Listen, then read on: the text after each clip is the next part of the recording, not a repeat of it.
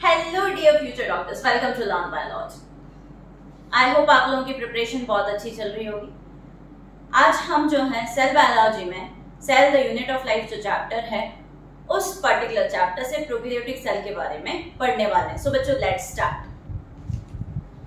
बच्चों जो prokaryotic word है, इस प्रोकैरियोटिक वर्ड में pro means primitive, pro means primitive. आज के जमाने में बच्चों इस प्रो का मतलब कुछ और हो गया है। मीन्स प्रो मतलब जो बहुत ज्यादा एडवांस है।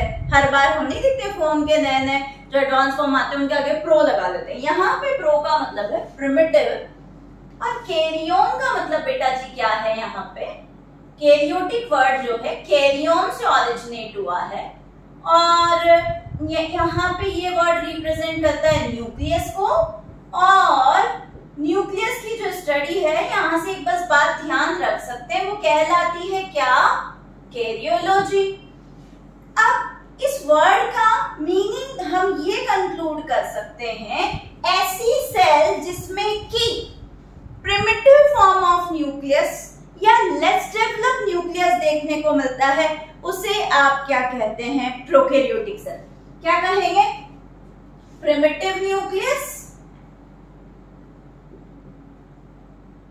और less develop nucleus, less develop nucleus, primitive nucleus और लेस डेवलप न्यूक्लियस। अब बच्चे सोचेंगे यहाँ पे प्रिमिटिव और लेस डेवलप न्यूक्लियस का मतलब क्या है? बच्चों, where the genetic material is not covered by nuclear membrane, means इनके यहाँ पे न्यूक्लियर मेम्ब्रेन नहीं होती। एनसीईआरटी की लाइन है, दे लैक न्यूक्लियर मेम्ब्रेन, उनके यहाँ पे न्यूक्लियर मेम्ब्रेन नहीं होगी। सो आप इनके केस में क्या बोल सकते हो? ऐसा सेल जिसका genetic material is not covered by nuclear membrane, means यहां पे बच्चों न्यूक्लियर मेम्ब्रेन नहीं है, दे लैक न्यूक्लियर। ऐसी सेल आपकी कैसी सेल कहलाती है? प्रोकैरियोटिक सेल कहलाती है। ओके, अब प्रोकैरियोटिक सेल में बच्चों आता कौन कौन है? एग्जाम्पल्स क्या है बच्चों प्रोकैरियोटिक सेल के? आपका बैक्टीरिया, ठीक है, सारे बैक्टीरिया प्रोकैरियोटिक सेल होते हैं। उसके बाद माइकोप्लाज्मा,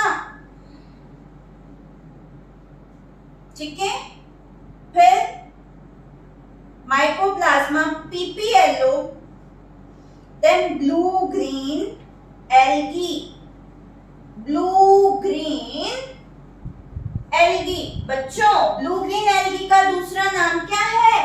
साइनोबैक्टीरिया,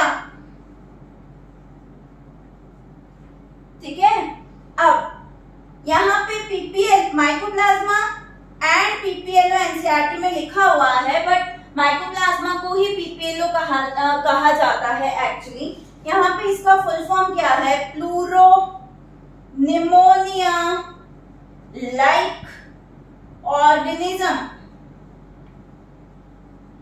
और ऐसा बच्चों आप इसे क्यों कहते हैं? ऐसा आप इसलिए कहते हैं क्योंकि माइकोप्लाज्मा को आप पीपीएलओ क्यों कह देते हैं? क्योंकि इसकी जो डिस्कवरी हुई है वो कहाँ से हुई थी? ऐसे एनिमल जिनमें निमोनिया हो गया था उनके प्लूरल फ्लूइड से, मतलब जिनके infective pleural fluid, pleural fluid मतलब लंग्स से जो फ्लूइड आइसोलेट किया गया था उसमें देखा गया था, दैट्स व्हाई इसको कह दिया pleuro pneumonia like organism. Okay, this is the only organism of the like prokaryotic cell का अकेला ऐसा ऑर्गेनिज्म है जिसके अंदर आपका क्या नहीं देखने को मिलता? जिसके अंदर आपका सेल वॉल देखने को नहीं मिलता। तो एग्जाम्पल क्या हुए बच्चों प्रोकैरियोटिक सेल के? बैक्टीरिया, माइकोप्लाज्मा और ब्लू ग्रीन एल्गी, जिसे आप साइनोबैक्टीरिया भी कहते हैं। ओके, अब बच्चों यहाँ पे आप ध्यान रखेंगे कि जब आप बैक्टीरिया की बात करते हैं, ठीक है, तो बैक्टीरिया के अलग अलग शेप हो सकते हैं, ठीक है। अभी उसके बारे में देखते हैं। तो ये एग्जाम्पल जस्ट नोट कर लिए। यहाँ पे एक बात बच्चों से कहना चाहूंगी, मेरे भावी चिकित्सकों से, मेरे डियर फ्यूचर डॉक्टर से ये बात कहना चाहूंगी कि लाइफ में किसी भी चीज का कोई शॉर्टकट नहीं होता, और कहीं ना कहीं अगर आप शॉर्टकट अपनाने की कोशिश करते हो तो बाद में उस चीज से आपको प्रॉब्लम हो जाती है, रिजल्ट्स आपके बहुत अच्छे नहीं आते। ठीक है, तो मेरा आपसे ये कहना है कि अच्छे से पढ़ो, पैरेलली जब लेक्चर देखते हो तो उनको साथ में लिखते हुए चलो। ठीक है, वीडियोस देखते हैं तो साथ में उसे लिखते हुए चलिए आगे चलते हैं। ये एग्जाम्पल हो गए। अब आगे बात करते हैं बच्चों, आपकी बैक्टीरिया की जो शेप है, ठीक है, साइज की अगर आप बात करोगे तो मैंने अपने प्रीवियस लेक्चर में बताया है कि इनका जो साइज है वो आपका माइक्रोमीटर में, आपकी बैक्टीरियल सेल का साइज जो है वो माइक्रोमीटर में होता है। और ये बात भी मैं बता चुकी हूँ आपको कि माइक्रोप्लाज्मा जो है वो स्मॉलेस्ट सेल का एग्जाम्पल है। अब जब आप बच्चों बैक्टीरिया की शेप की बात करते हैं, या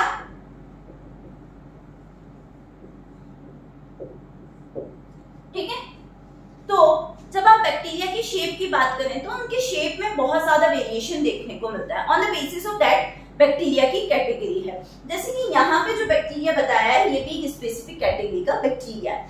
सो यहाँ पे बैक्टीरिया कैसा हो सकता है? अगर बैक्टीरिया बेटा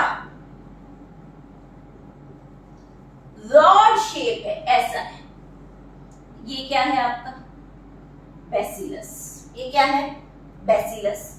अगर बैक्टीरिया आपका स्फेरिकल है तो बैक्टीरिया कैसा है आपका कोकस। कैसा है बेटा कोकस, है ना, स्फेरिकल है तो बच्चा कैसा है कोकस। और उसके बाद स्पाइरिलम, स्पाइरिलम अगर है तो बैक्टीरिया कैसा हो सकता है, ऐसे जिगजैग के फॉर्म में, बोला स्नेक जैसा, ये लो बच्चों स्पाइरिलम, है ना। उसके बाद बैसिलस कोकस स्पाइरिलम, एक बच्चों होता है विब्रियो। विब्रियो किसको कहते हो बेटा, कोमा शेप, कोमा शेप। तो याद रहेगा बच्चों को, जो बैसिलस है वो कैसे हैं रोड शेप, जो कोकस है वो कैसे हैं स्फेरिकल, और जो स्पाइरल है स्पाइरिलम है वो कैसे हैं जिगजैग। ठीक है, जो विब्रियो है वो कैसे कोमा शेप, तो वो कुछ ऐसे दिखाई देते हैं। ठीक है, अब इनमें से कौन सा बैक्टीरिया ज्यादा देखने को मिलता है, तो बच्चे ध्यान रखेंगे आपका मोस्ट एबंडेंट जो है वो कौन सा है, वो आपका बैसिलस जो है सबसे ज्यादा देखने को मिलता है। आगे चले, आपने इंट्रोडक्ट देख लिया, एग्जांपल्स देख लिए, ठीक है, उसके बाद किस किस शेप में बैक्टीरिया मिल सकता है वो देख लिया। अब हम बात करते हैं प्रोकैरियोटिक सेल की स्ट्रक्चर की, बैक्टीरियल सेल की स्ट्रक्चर की बात करते हैं। आइए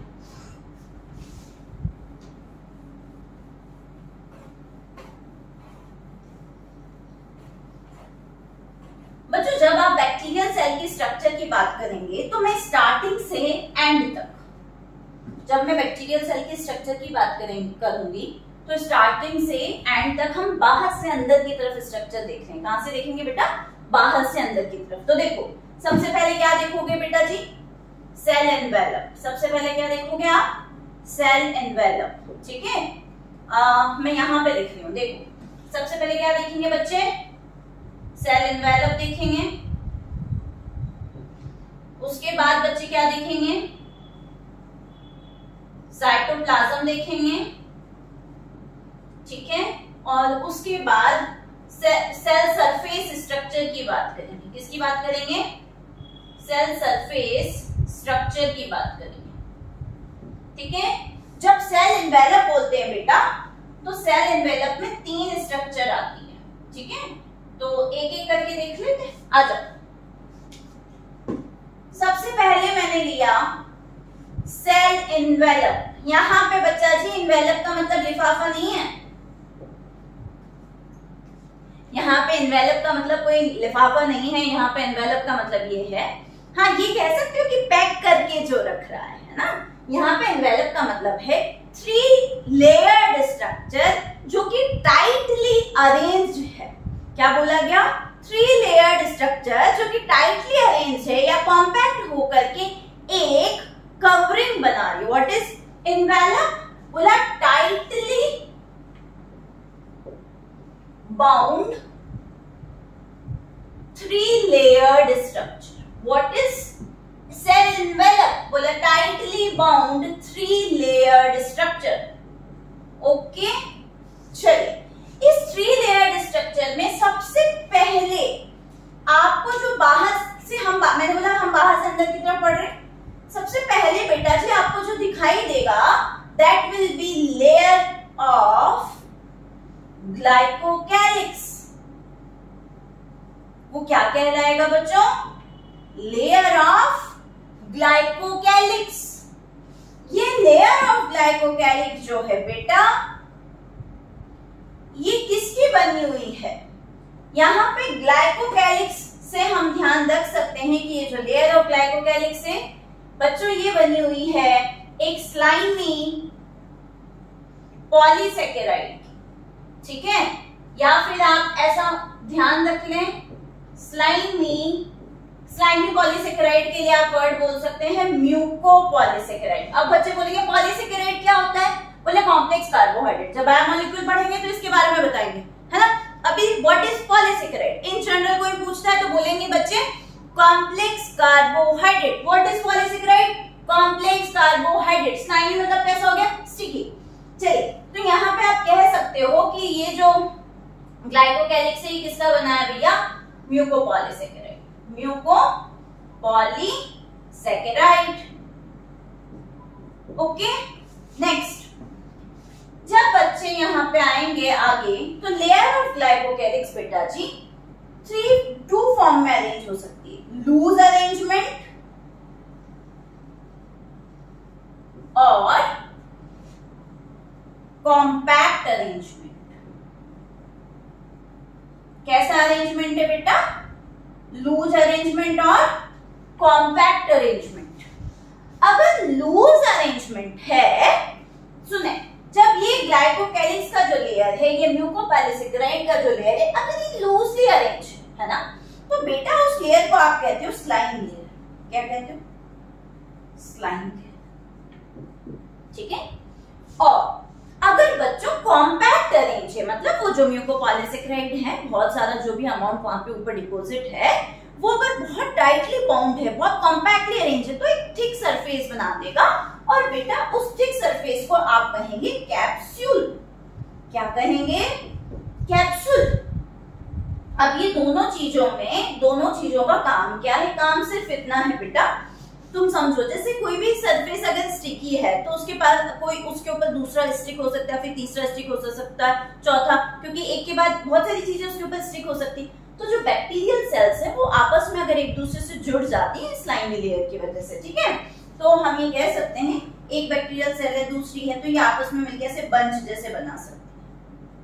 ठीक है, आ जाइए, तो ये आपका लूज अरेंजमेंट जो है वो क्या कहलाया? Slime layer. और कैप्सूल है ना, कैप्सूल आपका बैक्टीरिया को प्रोटेक्शन में मदद करता है। किसमें मदद करता है? प्रोटेक्शन में हेल्प करता है। तो अगर आपसे पूछा जाए कैप्सूल तो यहाँ क्या कहेंगे बच्चे? Helps in protection. अब बोले किस तरह का प्रोटेक्शन मैम, है ना।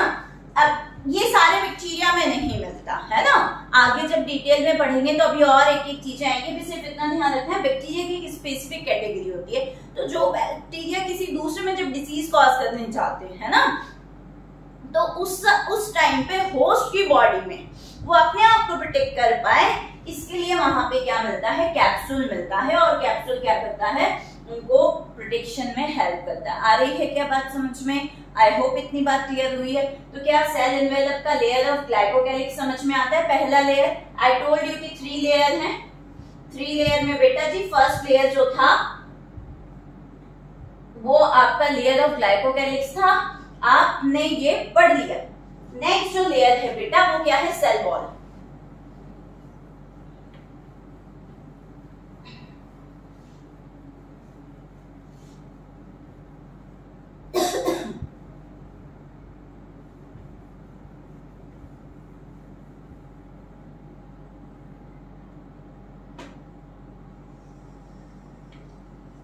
आ जाइए, फर्स्ट लेयर हो गया, ठीक है, फर्स्ट लेयर वो था आपका ग्लाइकोकैलिक्स। आ जाइए बच्चों, सेकंड लेयर कौन सा था? Cell wall.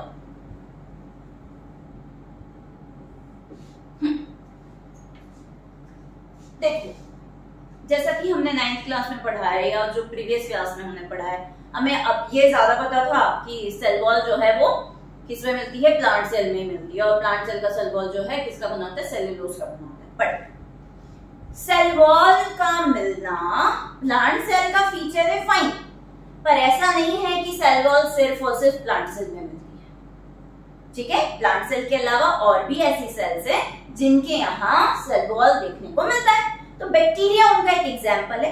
बोला प्रोकैरियोटिक सेल में बैक्टीरिया के अंदर सेल वॉल मिलता है, ठीक है। अब यहां से ऐसे क्वेश्चन फ्रेम हो सकता है कि all prokaryotes have cell wall, तो ये गलत बात हो गई कि सारे प्रोकैरियोट्स के पास सेल वॉल नहीं होता।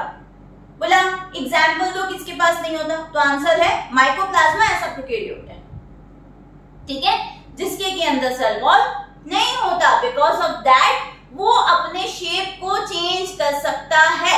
One and only example of the prokaryotes जिसमें कि सेल वॉल नहीं मिलता बच्चा, वो क्या है? माइकोप्लाज्मा। फाइन, चलिए, तो सेल वॉल जो है हमेशा से सेल वॉल थिक और रिजिड लेयर होती है, थिक एंड रिजिड लेयर।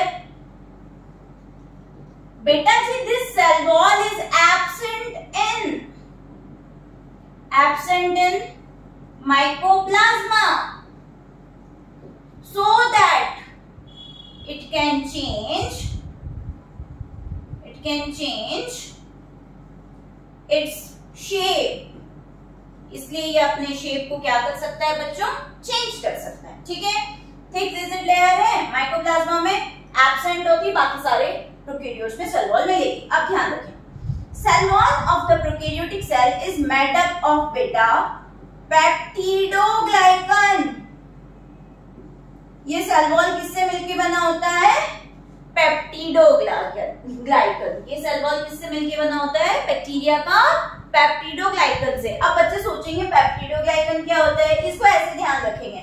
देखो बच्चों, जब अमाइनो एसिड तो सब समझते हैं ना, ठीक है, तो अमाइनो एसिड जब आपस में जुड़ते हैं और मिलके पॉलीपेप्टाइड चेन बनाते हैं, बोला एक अमाइनो एसिड, दो अमाइनो एसिड, तीन अमाइनो एसिड, चार अमाइनो एसिड, ऐसे बनता है डाइपेप्टाइड, ट्राइपेप्टाइड, टेट्रा, ऐसे बनता है, तो बोला पॉलीपेप्टाइड। तो अमाइनो एसिड की जो चेन है वो क्या कहलाती है? पॉलीपेप्टाइड। अब बोलोगे कि उसे पॉलीपेप्टाइड क्यों कहा जाता है? पॉली मतलब तो बहुत सारे हो गया, है ना।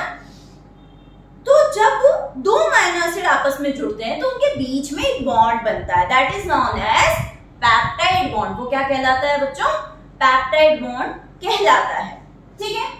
इस वजह से यहाँ पे एक बात समझ में आती है कि अगर ये पेप्टाइड वर्ड है तो it is something related with amino acid, ठीक है। तो बच्चे क्या ध्यान रखेंगे यहाँ पे, ये जो पेप्टाइड है ये किसको रिप्रेजेंट करता है? अमाइनो एसिड को।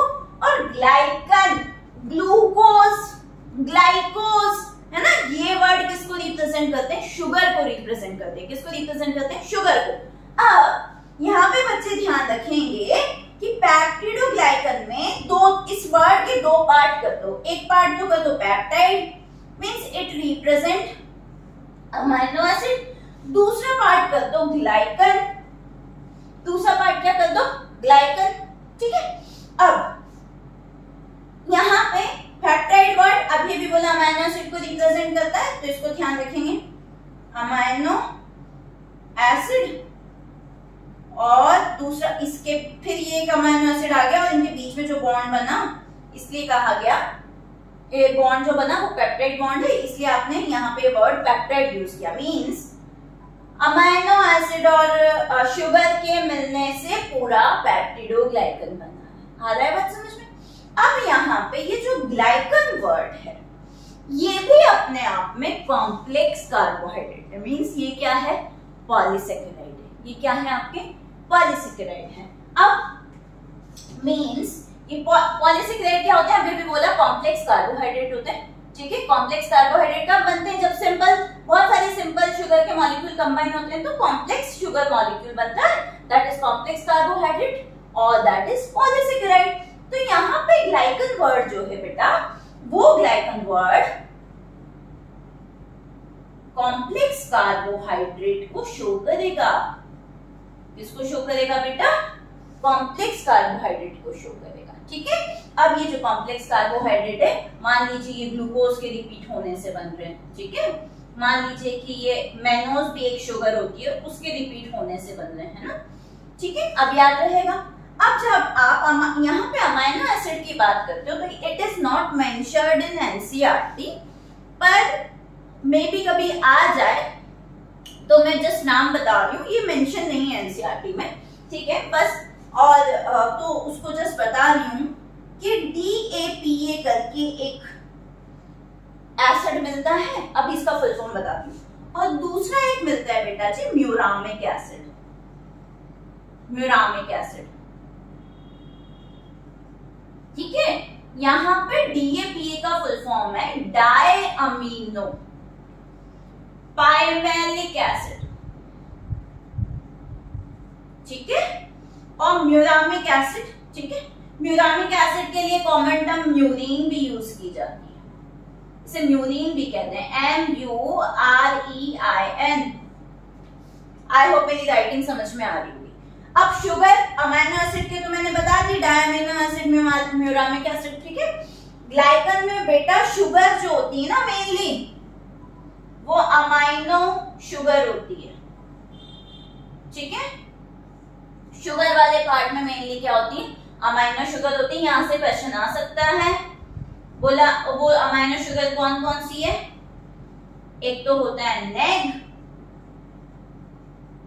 और एक होता है name.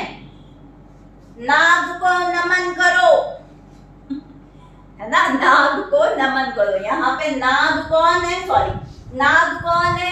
N acetyl glucosamine. Name कौन है? N acetyl muramic acid. ठीक है, तो यहां मैं इस तरफ लिख रही हूं बच्चों, नेग का फुल फॉर्म क्या है? N acetyl muramic, sorry, N acetyl glucosamine, glucosamine. और दूसरा क्या है बच्चों? नेम। दूसरा वर्ड क्या है? नेम। तो नेग तो हो गया एन एसिटिल ग्लूकोसामिन, नेम क्या हो गया? N acetyl muramic, muramic. ठीक है, याद रहेगा, एन एसिटिल ग्लूकोसामिन और एन एसिटिल म्यूरामिन। ये दोनों क्या हैं? ये दोनों क्या है बेटा? ये दोनों अमाइनो शुगर हैं। ठीक है, तो आप ध्यान रखेंगे, नेग, नेम, नेग, नेम। ठीक है, N acetyl muramic acid, N acetyl glucosamine, ये सब प्रेजेंट होते हैं और उनके साथ कौन प्रेजेंट होते हैं? स्पेसिफिक टाइप के अमाइनो एसिड प्रेजेंट होते हैं। और इस तरीके से अपन कह पाते हैं कि जो बैक्टीरिया है उसका सेल वॉल किससे मिलके बना होता है? पेप्टिडोग्लाइकन से मिलके बना होता है।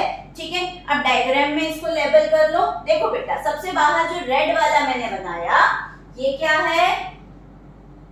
Layer of glycocalyx. क्या है बेटा? ये लेयर ऑफ ग्लाइकोकैलिक्स। ठीक है, उसके बाद बेटा जो ब्लू कलर का बनाया है थिक, ये क्या है? Cell wall. ये क्या है? Cell wall. यहां एक एनसीईआरटी की लाइन कहना चाहूंगी बेटा, ये जो सेल वॉल है ना, उसको भी हम लिखेंगे भी सही। ये जो सेल वॉल है, इस सेल वॉल के कंपोजिशन के बेस पे उसकी सेल वॉल कितनी थिक है या कौन सा अमाइनो एसिड मिल रहा है और वो सराउंडिंग में स्टेनिंग को कैसे रेस्पॉन्ड करता है। On the basis of that bacteria की दो कैटेगरी की गई है। आ रही है बात समझ में? क्या कह रही हूं मैं? On the basis of structure of cell wall और कंपोजिशन, ठीक है, थिकनेस, कंपोजिशन और respond of bacteria to the staining process, colouring process. ठीक है, स्टेनिंग का मतलब क्या होता है, भैया मुझे रंग लगाओ, बैक्टीरिया कह रहा है मुझे रंग लगाओ, है ना, मुझे कलर लगाओ। स्टेनिंग प्रोसेस का मतलब क्या होता है, टू कलर समथिंग।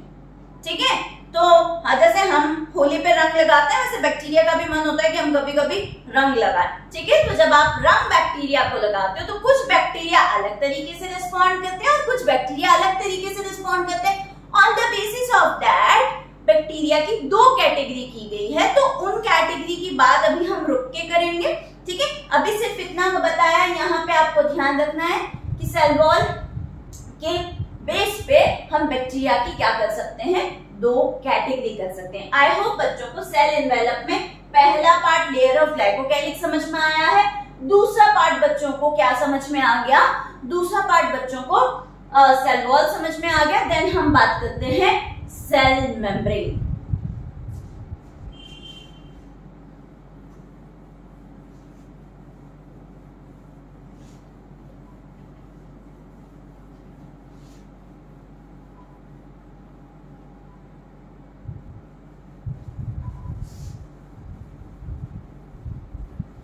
देखें बच्चों जब आप सेल मेम्ब्रेन की बात करते हो ना, तो सेल मेम्ब्रेन जो है, अभी तो आपसे मैंने कहा कि सेल वॉल जो होती है, ऐसा नहीं है कि वो सिर्फ प्लांट सेल में मिलती है, वो आपकी बैक्टीरियल सेल में भी मिलती है।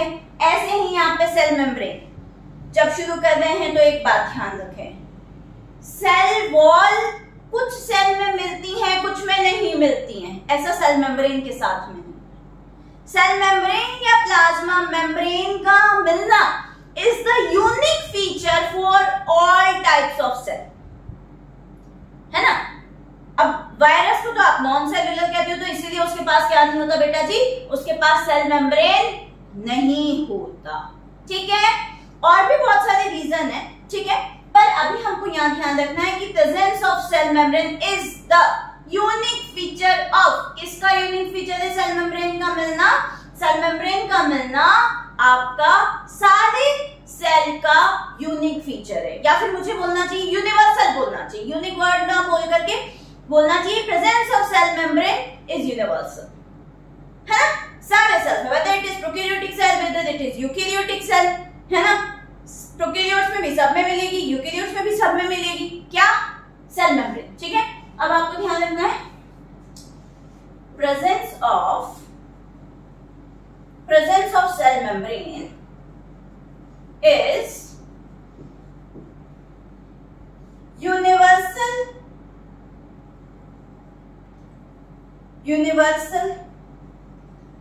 ठीक है, presence of cell membrane is universal, है ना, means present in all types of cells, आपकी ये जो सेल मेम्ब्रेन है ना बेटा जी, ये सारी तरह की सेल में मिलेंगी। मींस ऑल टाइप्स में क्या, 2 तरह के सेल होते हैं, तीसरा और होता है मेसोकैरियोटिक, कभी बात करेंगे उसके बारे में। ठीक है, हमको एनसीईआरटी पे ज्यादा फोकस करना है ना। तो all type means pro and you दोनों में देखने को मिलती है। ठीक है, प्रोकैरियोटिक और यूकैरियोटिक दोनों में देखने को मिलती है। प्रो और यू में डिफरेंस देखेंगे आगे बढ़ेंगे तब। ठीक है, तो सेल मेम्ब्रेन मिलेगी, और वही इनका भी जो सेल मेम्ब्रेन है वो कैसे मिलके बना होता है, इनका सेल मेम्ब्रेन भी जो है आप बोल सकते हो लिपोप्रोटीन से मिलके बना होगा। किससे मिलके बना होगा, लिपोप्रोटीन। डिटेल में जब पढ़ेंगे आगे यूकैरियोटिक सेल, तो अलग से सेल वॉल पढ़ेंगे, अलग से सेल मेम्ब्रेन पढ़ेंगे। ठीक है, चलिए, तो यहाँ पे आपने क्या लिया, लिपोप्रोटीन। अब आई बहुत पहले यहाँ पे इसको मार्क भी कर लो, लेयर ऑफ ग्लाइकोकैलिक्स। ठीक है, ये लो नंबर 1, फिर number 2 cell wall, then number 3 बेटा जी सेल मेम्ब्रेन। अब बच्चों बैक्टीरिया और प्रोकैरियोटिक सेल के अंदर क्या कह रहे हैं, ध्यान से सुने। बैक्टीरिया और प्रोकैरियोटिक सेल के अंदर वो सारी स्ट्रक्चर नहीं मिलती जो कि एक यूकैरियोटिक सेल में मिलती है। जैसे कि मतलब हमने इतना 9th क्लास में पढ़ाई है, 2 चीजें जो तुमने पढ़ी हैं ज्यादा उसके बारे में वो हम सब जानते हैं कि जैसे कि क्लोरोप्लास्ट और माइटोकॉन्ड्रिया वो यूकेरियोटिक सेल में मिल रहा है, मींस क्लोरोप्लास्ट आपका प्लांट सेल में देखने को मिलता है और फिर आपने बोल दिया कि माइटोकॉन्ड्रिया जो है सारी यूकेरियोटिक सेल में मिल रहा है। अब बैक्टीरिया और प्रोकैरियोटिक सेल के अंदर ये सारे जो ऑर्गेनेल्स हैं वो नहीं मिलते, तो उस वजह से उनकी सेल मेम्ब्रेन मॉडिफाई होकर के क्या करती है, स्पेसिफिक स्ट्रक्चर्स बनाती है। क्या बोला, बैक्टीरिया और प्रोकैरियोटिक सेल के अंदर modifications of cell membrane form some specific unique structure to do some specific function. ठीक है, तो यहां बच्चे क्या ध्यान रखेंगे, इन बैक्टीरिया या in prokaryotic cell membrane form some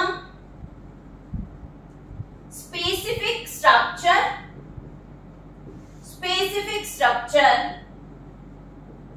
to do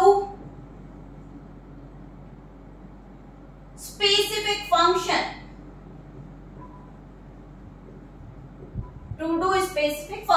है ना, वरना बैक्टीरिया के अंदर बहुत सारे काम कौन करेगा, है ना। तो आपने कहा कि सेल मेम्ब्रेन जो है वो मॉडिफाई होकर के स्पेसिफिक स्ट्रक्चर बनाता है और स्पेसिफिक आपके फंक्शंस को कंप्लीट करवाता है। अब बेटा जी इस सीक्वेंस में सबसे पहले जब आप मॉडिफिकेशंस की बात करते हो, ठीक है, तो मॉडिफिकेशंस में जब सेल मेम्ब्रेन बेटा आपका मॉडिफाई होता है और मॉडिफिकेशंस में मोस्ट इंपॉर्टेंट स्ट्रक्चर जो बैक्टीरिया फॉर्म कर रहा है, ठीक है, दैट इज मीसोसोम, मीसोसोम। ठीक है, अब आएंगे बच्चे कैसे, ये देखेंगे। आपने देखा ये ब्लैक मेम्ब्रेन थी, इस मेम्ब्रेन को मैंने अंदर की तरफ फोल्ड कर दिया, अंदर की तरफ इन्वेजिनेट कर दिया। ठीक है, आपकी मेम्ब्रेन ऐसे थी स्ट्रेट, है ना, ये मेम्ब्रेन क्या होगी बेटा, ऐसे ऐसे ऐसे अंदर चले। और फिर कुछ मेम्ब्रेन मीसोसोम से 2025 में क्वेश्चन आया है कैसी मेम्ब्रेनस स्ट्रक्चर। तो जब मेम्ब्रेन अंदर की तरफ ऐसे फोल्ड होती है और कुछ इस तरह की स्ट्रक्चर बनाती है, तो कोई स्पेसिफिक स्ट्रक्चर क्या कहलाती है, मीसोसोम, है ना। इसमें कोई तरह का कलर नहीं है, कोई तरह का पिगमेंट नहीं है। ठीक है, तो आपने क्या कहा, mesosome is formed by infolding or invagination of plasma membrane।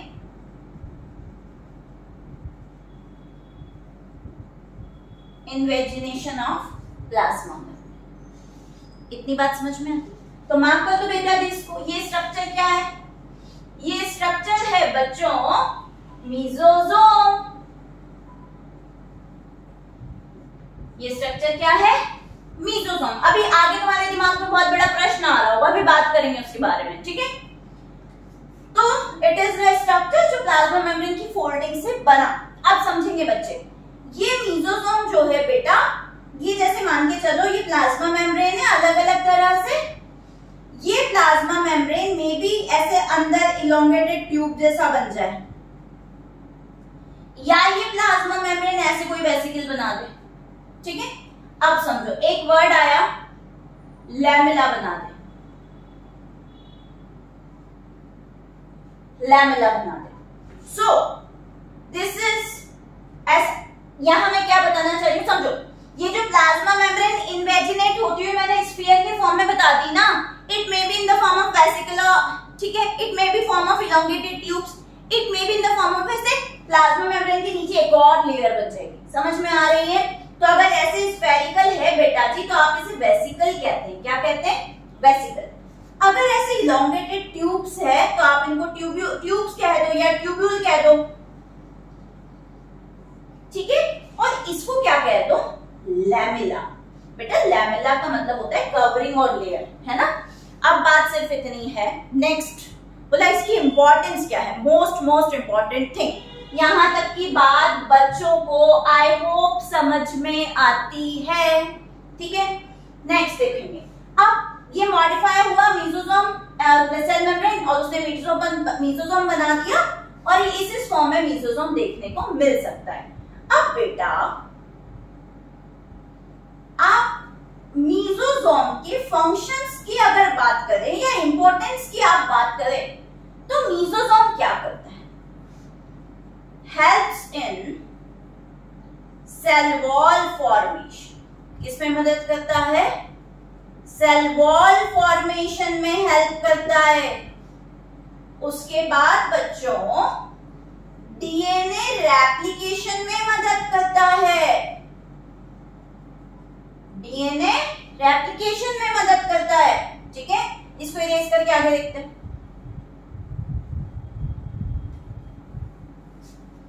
DNA replication में मदद करता है प्लस, अब देखो डीएनए रेप्लिकेशन का मतलब क्या होता है, रेप्लिकेट मतलब हमेशा अमाउंट को डबल करना होता है। डीएनए था 10 ग्राम, डीएनए था 20 ग्राम हो गया, ठीक है। अब जब डीएनए रेप्लिकेट कर दिया, आपने रेप्लिकेट क्यों किया, ताकि आप जब सेल डिवाइड करोगे तो उन्हें 2 में बांट पाओ, इसीलिए इसका काम क्या है, cell wall formation, DNA replication and distribution to daughter cell, distribution to daughter cell, ठीक है। Cell wall formation, DNA replication, distribution to daughter cell. उसके बाद रेस्पिरेशन में मदद करता है, किसमें हेल्प करता है, रेस्पिरेशन, है ना। अब यहां पे एक मोस्ट इंपॉर्टेंट बात, क्योंकि ये रेस्पिरेशन में मदद करता है इसीलिए इसे एनालोगस टू माइटोकॉन्ड्रिया कहा जाता है, एनालोगस टू माइटोकॉन्ड्रिया। समझेंगे बात को, एक यूकेरियोटिक सेल के अंदर माइटोकॉन्ड्रिया का काम क्या होता है, रेस्पिरेशन में मदद करना, है ना। प्रोकैरियोटिक सेल के अंदर भी बैक्टीरिया जो है, अभी इसमें और भी बहुत डिटेल में चीजें बताई जा सकती है, बट अभी आपको सिर्फ इतना ध्यान रखना है, एनालॉजी वो होती है जिनका स्ट्रक्चर सेम नहीं है बट फंक्शन सेम है, ठीक है। तो ये रिलेटेड टू रेस्पिरेशन है, इसलिए इसे एनालोगस टू माइटोकॉन्ड्रिया कहते हैं, ठीक है। अब इसके पास एंजाइमेटिक कंटेंट होते हैं, क्या होते हैं इसके पास, एंजाइमेटिक कंटेंट होते हैं।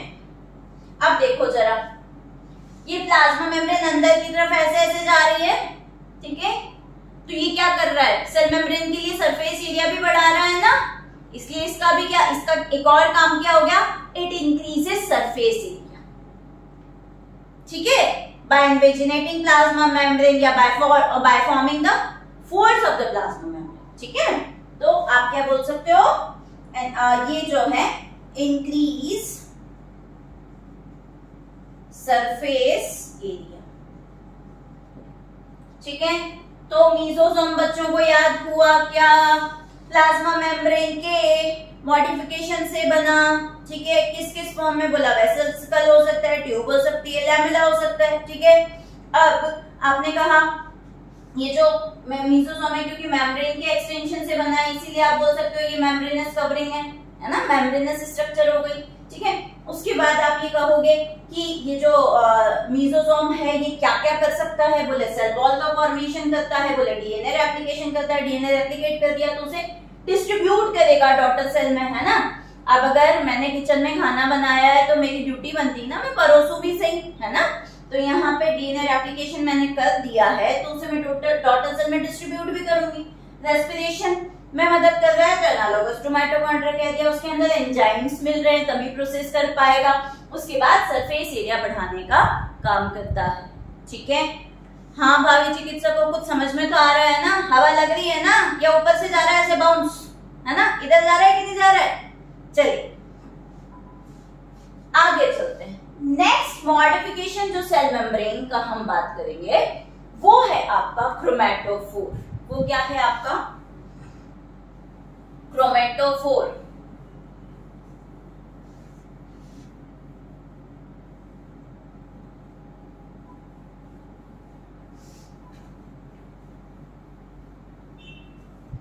सेल मेम्ब्रेन का जो अनदर मॉडिफिकेशन है बेटा जी, दैट इज क्रोमेटोफोर। क्या बोल रहे हैं? क्रोमेटोफोर, है ना बेटा जी। यहाँ पे क्रोमा का मतलब है कलर, फोर मतलब होता है to bear something, to have something, किसी चीज को अपने पास रखना। तो कलर को अपने पास रखने वाली स्ट्रक्चर क्या है? क्रोमेटोफोर। ठीक है, क्रोमा मतलब कलर, ठीक है, फोर मतलब ऐसा स्ट्रक्चर जो कलर बेयर करके रखे। आ जाइए जरा बोर्ड पे, देखो बेटा जी, यही आपकी इनर लेयर जो थी सेल एनवेलप की, वो क्या थी? Cell membrane. उसको अंदर की तरफ मैंने इमेजिनेट किया, सिर्फ ब्लैक कलर में रखा था, मेसोसोम था, मैंने यहाँ पे ब्लू भी फोल्डिंग बना दी, रेड भी फोल्डिंग बना दी। इसका मतलब क्या है? ये ऐसे स्ट्रक्चर है जिसके पास कलर होते हैं, ये ऐसी स्ट्रक्चर है जिसके पास क्या होते हैं? कलर होते हैं। ठीक है, तो आप ये कह सकते हो in some bacteria, in some bacteria, not in all। भैया लैक्टोबैसिलस फोटोसिंथेसिस थोड़ी करता है, तो जो बैक्टीरिया फोटोसिंथेसिस करेगा उसी के पास कलर मिल रहा है। ठीक है, और कलर कौन सा मिल रहा है? बैक्टीरियल क्लोरोफिल ए, bacterial chlorophyll B, okay, bacterial chlorophyll ए, बैक्टीरियल क्लोरोफिल बी, ठीक है, बैक्टीरियोविरिडिन ऐसे भी कहते हैं ना, और भी बहुत सारे होते हैं। अभी सिर्फ इतना ध्यान रखना है, chromatophore in some bacteria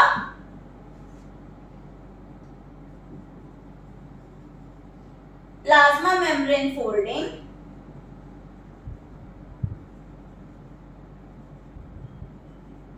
have pigments. अब पिगमेंट होंगे तो वो किसमें मदद करेगा? फोटोसिंथेसिस में। और पिगमेंट कौन से होते हैं?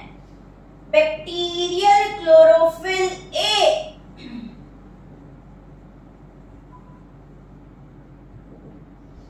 बैक्टीरियल क्लोरोफिल बी,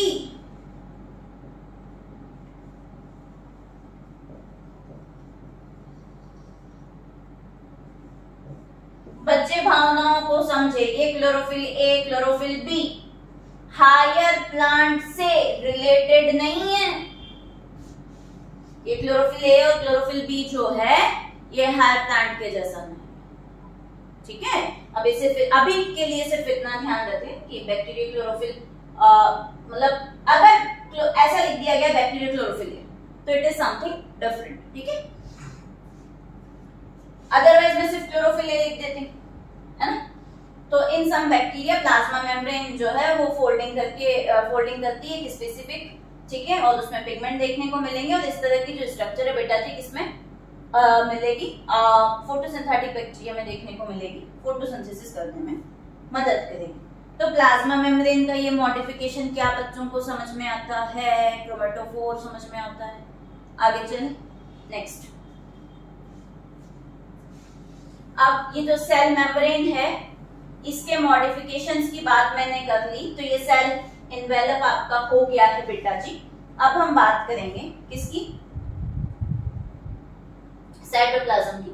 और एक एनसीईआरटी में लाइन लिखी है तो वो भी आपको ध्यान रखना कि एक्सटर्नल एनवायरनमेंट को रिस्पॉन्ड करने के लिए कौन सी लेयर रिस्पॉन्सिबल है। तो ये लाइन है एनसीईआरटी की, बच्चों को ध्यान होनी चाहिए। सेल मेम्ब्रेन, ठीक है, आपने 3 लेयर पढ़ी, पर वो बाहर के एनवायरनमेंट से ऐसी layer which interact with the external environment. तो आप बोल दोगे भैया सेल वॉल, आप बोल दोगे कि लेयर ऑफ ग्लाइकोकैलिक्स, बट आपको ध्यान रखना है कि यहाँ पे it is mentioned in the NCERT cell membrane, ठीक है। नेक्स्ट, सेल एनवेलप फिनिश होता है बेटा। अब हम बात करते हैं साइटोप्लाज्म की। किसकी बात करते हैं बेटा? साइटोप्लाज्म। नेक्स्ट आइए जी, आइए साइटोप्लाज्म पे आइए।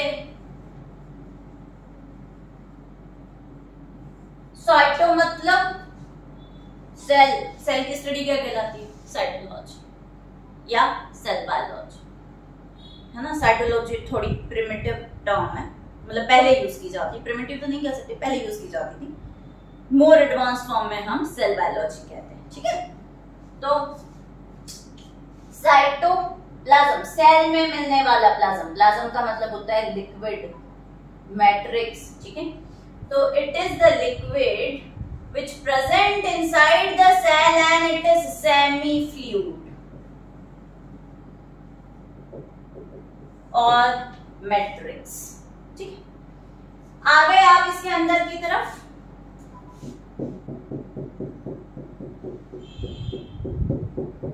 ये लीजिए, ये जो इस तरीके से बताया गया है बेटा जी, ये क्या है? ये है प्रोकैरियोटिक सेल का साइटोप्लाज्म। क्या है बेटा जी ये? It is the cytoplasm of prokaryotic cell, ठीक है। अब आएंगे, देखो जी, प्रोकैरियोटिक सेल, यूकैरियोटिक सेल सभी के अंदर साइटोप्लाज्म देखने को मिलेगा। अब जब आप बात करते हैं इस साइटोप्लाज्म की, ठीक है, this is the main arena for all the biological activities of cell. Arena मतलब स्पेस, एरिया, ठीक है। तो आप बोल सकते हो main arena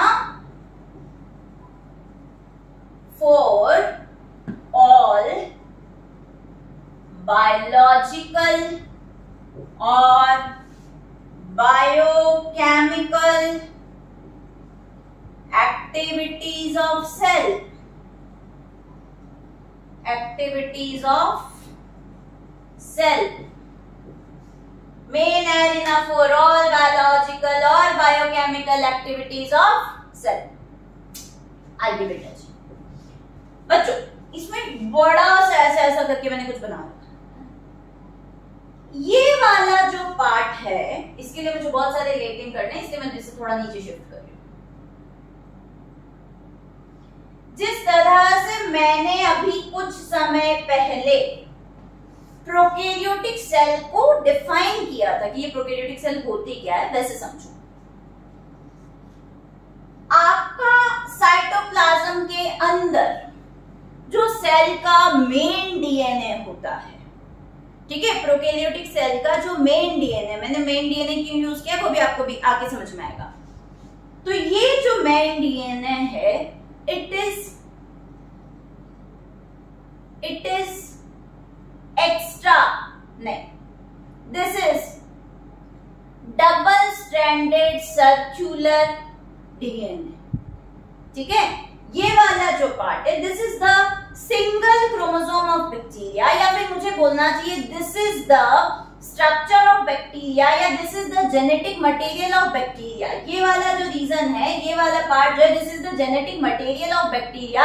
this genetic material of bacteria is made up of double stranded circular DNA, ठीक है। अब आपने कहा जेनेटिक, सबसे पहले आप जब साइटोप्लाज्म की बात करते हो तो ये क्या है?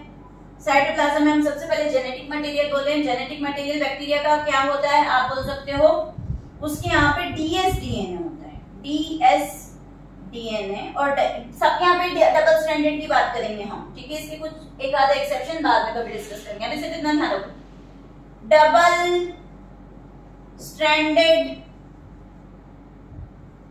डीएनए, और क्लियर लिखो डबल स्ट्रैंडेड सर्कुलर डीएनए,